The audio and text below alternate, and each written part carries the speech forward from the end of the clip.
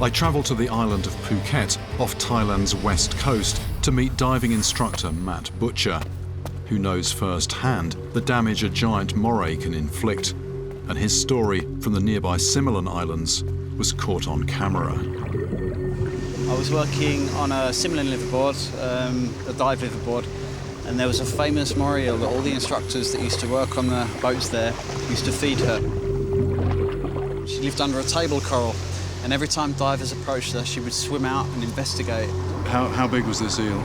I would say at least 6 foot in length, and she had a very big head as well. She had several names. She was called Emma by some boats, Scarface by another boats.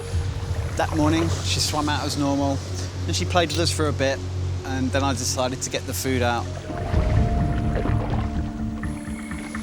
As I was concentrating on getting the food out, Emma, she swam behind my back, and she could smell the food.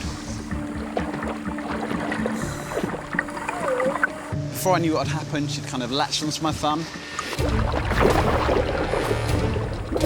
I tried to open her mouth with my other hand, but I just couldn't get her mouth open. She shook her head, came off with a loud pop. And I looked down and I could see the knuckle where my thumb used to be. So, I mean, at that point, I'm guessing it's taken a while to sort of, well, register exactly what's happened. Or was it bleeding at that point? There was a lot of blood underwater. At the depth of 60 feet, though, the colour red, actually looked green, so it was a big cloud of green that was, like, all over me. And then what happened when you arrived at the surface? The Thai Navy gave me some medical attention. They put a proper bandage on it, and then I was evacuated to the hospital in the mainland. So you say, I mean, it actually took your thumb off, but I mean, I haven't looked too closely, but I mean, you appear to have a thumb now, so what's the story there?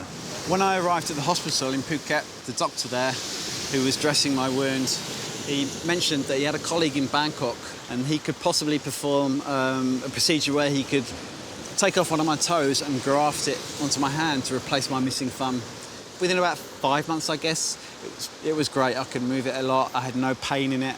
And I think I have about 80% mobility now. It's great. It's just like I have my old thumb back. I don't even notice I've got a toe. I can see very clearly now those mouth parts.